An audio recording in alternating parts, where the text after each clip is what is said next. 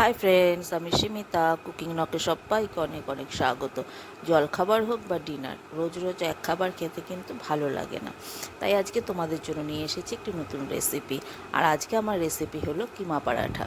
আর কিমা পরাঠা বানানোর জন্য দেখো, এখানে একটি বোলের মধ্যে আমি নিয়ে নিলাম 1 কাপ আটা, আর নিচ্ছি 1 কাপ ময়দা, আর এর মধ্যে দিয়ে দিচ্ছি সামান্য লবণ, দিয়ে দিলাম সামান্য চিনি, দিচ্ছি সামান্য সাদা তেল।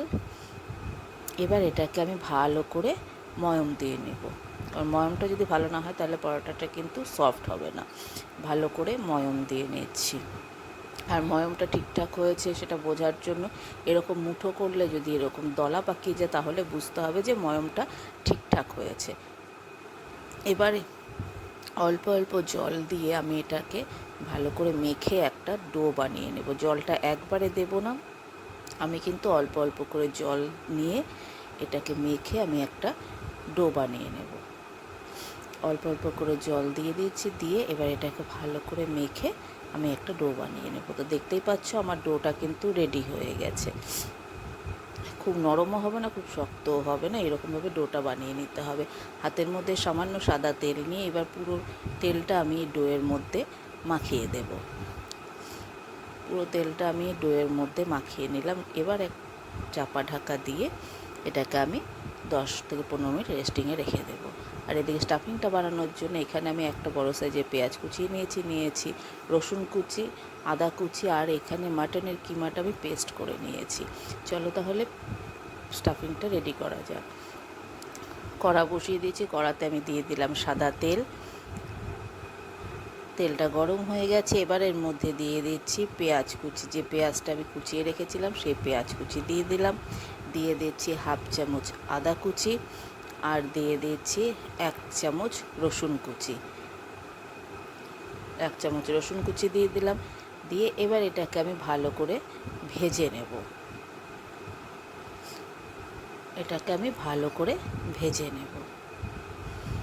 তো দেখো মোটামুটি ভাজা হয়ে গেছে। এবার এর মধ্যে দিয়ে দিলাম কাঁচা লঙ্কা কুচি, দিয়ে এবার এটাকে আমি আর একটু ভালো করে ভেজে নিচ্ছি। তো আমার পেঁয়াজ রসুন আর আদার কুচিটা ভালো করে ভাজা হয়ে গেছে। এবার এর মধ্যে দিয়ে দিলাম মাটনের যে কিমার পেস্টটা, সেই পেস্টটা দিয়ে দিলাম। দিয়ে এবার এটাকে আমি ভালো করে মিশিয়ে নিচ্ছি।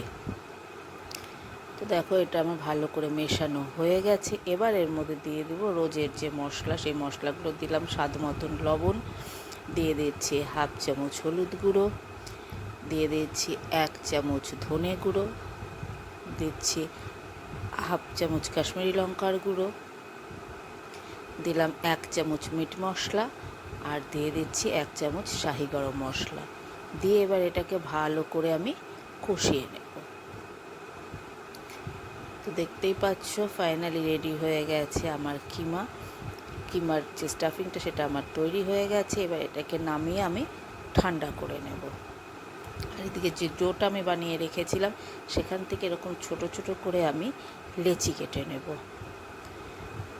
দেখতেই পাচ্ছ এরকম ছোট ছোট করে আমি কিন্তু লেচি কেটে নিলাম একটা। এভাবে সব লেচিগুলো কেটে নেব। তো দেখো আমার সমস্ত লেচিগুলো কিন্তু কাটা হয়ে গেছে। এবার এর মধ্যে পুর ভরে নেব। তো হাতে সামান্য আটা মেখে আমি এটা আঙুলে প্রেস করে করে আমি একটা বাটির মতন শেপ দিয়ে নেব। যেভাবে আমরা কচুরি পুর ভরার জন্য শেপ দিই, ঠিক সেইভাবে আমি আঙুলে প্রেস করে করে একটা বাটির মতন বানিয়ে নেব। দেখতেই পাচ্ছি একটা বাটির মতন কিন্তু বানানো হয়ে গেছে। এবার এর মধ্যে দিয়ে দিচ্ছি কিমাট। যে কিমাটা আমি বানিয়ে রেখেছিলাম সেই কিমাটা এর মধ্যে দিয়ে দিলাম। আর দিয়ে দিয়েছি গ্রেট করা চিজটা দিলে টেস্টটা একটু ভালো হয়, ওই জন্য চিজটা দিয়ে দিলাম।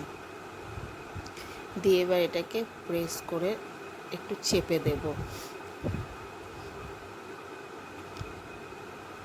দেখতেই পাচ্ছ এরকম করে আমি কিন্তু চিজ আর কিমাটা দিয়ে দিলাম। দিয়ে এবার মুখটাকে সামান্য একটু আটা দিয়ে দিলাম ভেতরে, দিয়ে এবার এইভাবে মুখটাকে চেপে চেপে আমি বন্ধ করে দেব। দেখো এইভাবে চেপে চেপে আমি বন্ধ করে দেব।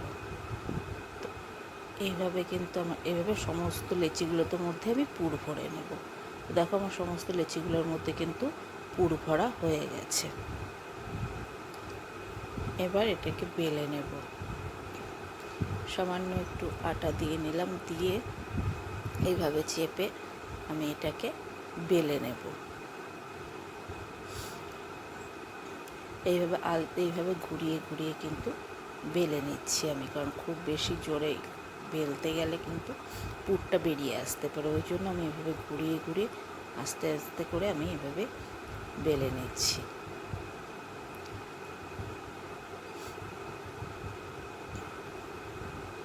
আমার কিন্তু বেলা হয়ে গেছে, মোটামুটি হয়ে গেছে, দেখতেই পাচ্ছ আমার কিন্তু পরোটাটা বেলা হয়ে গেছে। তো দেখো আমার সমস্ত পরোটাগুলো কিন্তু আমি এভাবে বেলে নিয়েছি। এবার তাওয়া বসিয়ে দিয়েছি, তাওয়ার মধ্যে আমি পরোটা দিয়ে দিলাম, দিয়ে এভাবে চেপে চেপে আমি প্রথমে এটা সেঁকে নেব। এরকম করে সেঁকে কিন্তু তোমরা এটা কোনো কিছুর মধ্যে রেখে, একটা জিপলকের মধ্যে রেখে তোমরা ডিপারে যদি রেখে দাও তাহলে অনেক দিন রেখে দিতে পারবে। দেখো এইভাবে আমি কিন্তু সেঁকে নিচ্ছি পরোটাটাকে। প্রথমে দেখতেই পাচ্ছ দুটো সাইডে কিন্তু ভালো করে সেঁকে নিলাম। এবার এখানে দিয়ে দিচ্ছি সামান্য সাদা তেল, পরিমাণ মতো, আমার যতটা পরিমাণ প্রয়োজন আমি দিয়ে দিলাম। দিয়ে এবার আমি একটা সাইড হয়ে গেছে, আর একটা সাইড উল্টে দিলাম, দিয়ে এইভাবে ভেজে নেব। ভেজে দেখতেই পাচ্ছ এভাবে কিন্তু ভেজে নেওয়া ভাজা হয়ে গেছে। এবার এটাকে তুলে নিয়ে আমি বাকি পরোটাগুলো এইভাবেই আমি ভেজে নেব। তো তোমাদের রেসিপিটা কেমন লাগলো অবশ্যই কিন্তু জানিও। আর রেসিপিটা যদি ভালো লেগে থাকে তাহলে একটা লাইক করে আমার পাশে দেখো।